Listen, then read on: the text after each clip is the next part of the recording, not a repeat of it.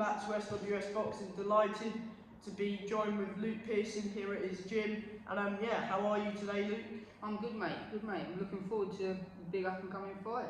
Yeah, of course. You know, you're boxing for the vacant Commonwealth Silver Super Bantamweight title against Julias Kisarawe. I was checking out how to pronounce his name, but I probably said it completely wrong. But yeah, you're cool. And yeah, how did camp go? I can imagine, you know, you probably had your last sort of sessions today. And yeah, how was camp? Camp's been really good. Been training hard for this fight. I've done 10, 12 sessions a week and worked a full-time job. So really putting in the hard work for this. It's been a hard year leading up to this fight, as had two fights fall through. So when I got this fight come through, I had to take it in both hands.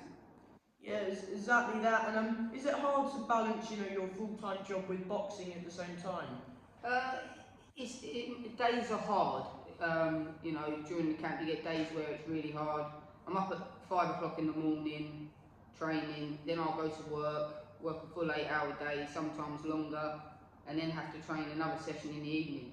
So the days are long, it's tiring, but you know, fighting for a title, fighting to progress in the pro ranks gives me that push to keep going. Exactly that, and you've got a good fight ahead, and of course you did mention, you know, that you've had those two cancelled. One of them, was it one of them being the title fight again? You were meant to be boxing in June when the whole show got called off, didn't it? Yeah, I was meant to be fighting at York Hall, and the show got cancelled, I think it was 2 days before, yeah, through a water mains leak. So that got cancelled, and then yeah, just slowly, like my last one I was meant to fight on the 26th of last month, but that got cancelled because they couldn't find me an opponent. What show was that meant to be then? That was meant to be a Nielsen show as well, but they just couldn't get me an opponent. We went through 9 different opponents trying to get someone, and no one wanted to fight. And how did this sort of opportunity come back? Because you were meant to be boxing for the title in June. Yeah, how did this sort of come about again? We spoke to the Commonwealth, and they said that they would hold it for me, but I had to fight for it by the end of this year. So we've really been trying to get opponents and make sure we can lock the fight down. And luckily we managed to. We got Jules that said yes, and you know, now I can sort of show what I'm about and hopefully do the business and become a Commonwealth Silver Champion. Yeah, has it been hard to, you know, has it been hard to stay focused after, you know, 2 cancellations and, you know, putting yourself through camp not to get a fight sort of thing? Has it been hard to keep going? Sometimes it's hard. There was a couple of times where it's happened, and especially this year when the 2 fights fell through, that I was very close to saying that's the end of me having to go as a pro. I was going to call it a day, as you know, sponsorship wise I have sponsors but not enough, so you know, when big fights happen it's me bankrolling it as well as the sponsors. Yeah. So it's hard work, and it was getting to the point where 2 fights that I trained for that fell through, it was just money just disappearing. Yeah. So you have to, you know, pay, and sometimes if you don't have you have to pay out your own pocket to fight sometimes. Sometimes you do, yeah. Like the last fight, when I was meant to fight for the Commonwealth Silver, I paid for the opponent's flights and everything. Yeah. And accommodation and all that sort of stuff, and then it got cancelled 2 days before, so I ended up losing all that money. Yeah, because it's been happening to, you know, Jimmy as well as you. Yeah. It's been happening a lot recently, and I don't know if it's because of, you know, they're trying to make fights so good, like such good fights, 50-50s, that you can't pick who's going to win. That, you know, fights are just falling through people getting injured or just silly excuses. So it's hard. Yeah, but you know, 1 week out. I mean, it was a week yesterday. But yeah, what do you know about your opponent? Of course, he's got his 20. I think it's 20 knockouts, 36 wins, and he won the Tanzanian title in his last fight by 2nd round knockout. What do you know about him? Exactly what you just sort of said. He's quite a big puncher. He's done 10-round fights before, so he's not, you know, I'm not used to going that distance yet. This is going to be my first 10-rounder, where he's done that distance before. So, you know, I'm expecting a tough fight. I don't think he's going to be at the skill level that I've got, but all the time that he can punch the way he can, he's going to be dangerous all the way through. Yeah, exactly that. He's boxed in the UK a couple of times, Prince Patel, Martin Hillman and Lewis Roberts. Have you watched some of those fights? Me and John's had a little look at a few of them, and we've found a few gaps and a few mistakes that he makes, and we're just hoping that I can capitalise on them and exploit them to, you know, slow him down a bit as the fight goes on, and then get the job done. 100%. And do you believe that he's going to be, because originally you were going to be boxing Peter Edwards, forgot his surname, but that was in June where you were meant to be boxing Peter Edward. Would you see this fight as a tougher fight than that fight? I think so. I think this is a tougher fight. This fella's had more fights, more wins. He's a bigger puncher. He's just got a lot more experience. So, you know, I think it makes it a harder fight. But we're ready. We're ready to roll the dice and show what I'm about. And of course, it's sort of been 3 camps rolled into one in a sort of way. Would you say this has been the longest camp of your career? Yeah, by a long way. By the time this camp's over, it'd be nearly 22 weeks, 23 weeks. So nice big camp for it. But it'll be all worth it when you have that belt round you on Friday. That's it, mate. That's the plan. 100%. Yeah. What does I think I asked you in June, but what does, you know, your first title fight mean to you? And of course, you've worked hard for this moment. What does it mean to you fighting for your first title as a pro? Oh, it means everything. You know, I never had an amateur pedigree or amateur background, so to get a shot at a title, to hopefully win the title, means the world. You know, to win titles when you haven't got that amateur background shows that I've worked hard and grafted to get to where I've got to. So yeah, it means absolutely everything. 100%. And you're boxing on the TM114 and Nielsen Boxing. It's a good card that you're boxing on, a few 50-50 fights, and of course your fight as well. Is Laura still boxing on it, or? No, Laura's pulled out. She's damaged her ankle. She can barely put any weight on it, so she's pulled out. So it's just me from the gym. So got to go and get the job done for everyone. 100%. And do you know what time you'll be on for? You know, I know you've got a good fan base and supporters who come out and support you each fight. Do you know roughly what time you'll be on, or will you not find that out until Thursday, sort of Wednesday? I'm not sure yet. I would think I'd be around about 9 o'clock, since it's going to be a title fight. I think I'd be on. I assume I'd be on a bit later, but I probably won't find out until Wednesday or Thursday when I do my weigh-in. So.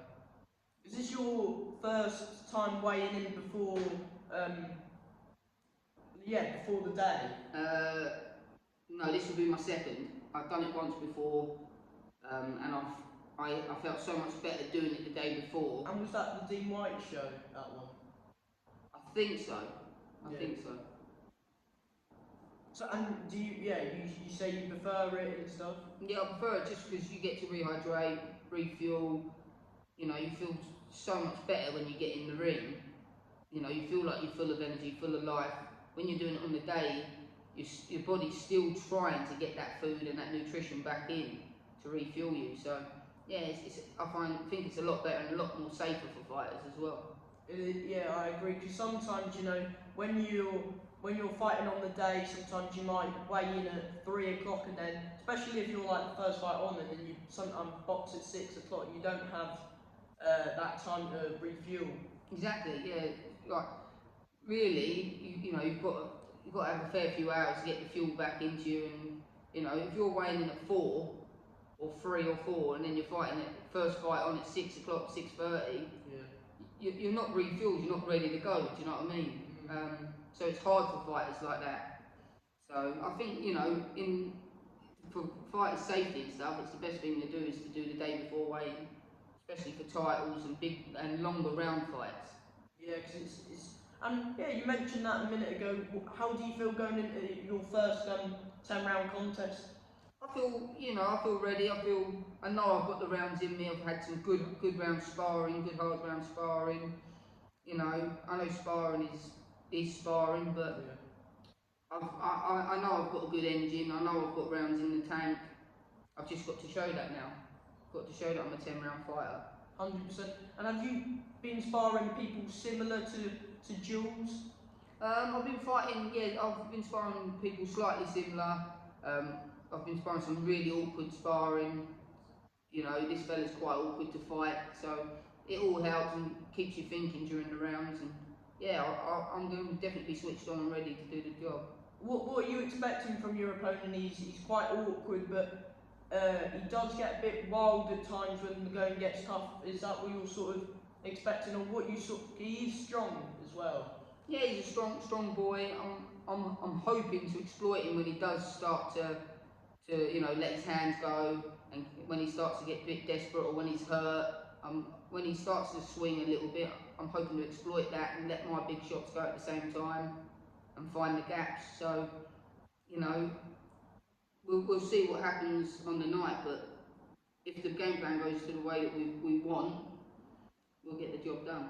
100%. And is it a matter of, you know, he's got 2 knockouts in a row, he's on a bit of a knockout bonus? Is it about sort of, you know, you need to sort of get his respect early on in the fight? Exactly that. I'm gonna start fast, get his respect. You know, show that I can handle his power. Show that I possess enough power to keep him away, and then we'll see that as the rounds go on, take him into the deep rounds and see who's got the more will, the more power to go through and win. And do you feel like that will benefit you when it goes into the later stages? And can you know, see if he does start to get tired, can you see yourself getting a stoppage in this fight, or, you know, as the usual saying is, it comes, it comes? Yeah, if it comes, it comes, I suppose. But I'd like to think the later the fight goes on, the more chance there will be of me stopping him. When he starts to tire and he gets a bit desperate, if I can keep it cool, calm and collected, there's every chance that I can find the shot to put him away. So that would be nice. But yeah, if it comes, it'll come. 100%. And what's your thoughts on the domestic scene at super bantamweight? Of course, you know, Lewis Frimpong's the current Southern Area champion. You know, at British sort of level, you've got Dennis McCann v Peter McGraw. Who've you got in that fight, Dennis McCann or Peter McGraw? Ooh, I don't know. I've sparred Dennis a few times, and the boy's got a lot of talent. He's awkward. He doesn't know when I was speaking to him before, he don't know what a southpaw really is. He just switches and throws shots from whatever angle he throws them from. But I think McGraw is going to be in his face quite a bit, so Dennis is going to be able to hit him. He's going to be hittable, McGraw. It just depends if Dennis possesses the power to stop McGraw. 100%. What about I mentioned Lewis Frimpong's the current Southern Area champion. What do you make of Lewis Frimpong? Good fighter, tough fighter. You know, I respect all the boys at my weight that are up there in the top 10, top 15. They're all good fighters. They're all tough. They're all well skilled. And yeah, I'd love to in time share the ring with them and see if I can hold up against them and see what I can achieve against people like that. And 100%, you know, and you're getting your name out on Friday, hopefully with a big win. And yeah, you're right in that, especially when you've got a belt. People will be wanting that belt, and it'll put you in a good position as well. Exactly that. We'll get the job done on Friday, and then it'll put me into bigger fights, better fights, and we'll see what I can achieve and what I can do. Final fight prediction from yourself? Oh, 100% a win. And As always, do you want to thank you know, your coaches, your team, sponsors, friends, family, just anyone who's supporting you and helping you on your journey as a professional boxer at this moment in time? Yeah, I'd like to thank my sponsors. Without them, I couldn't do what I'm doing. My family and friends have always supported me for the last 5 years. Never missed a fight. Always been there. And John, as a coach, has always pushed me since I've been with him, and he believes in me to win titles and stuff. So I really appreciate all their hard work and everything they put into me.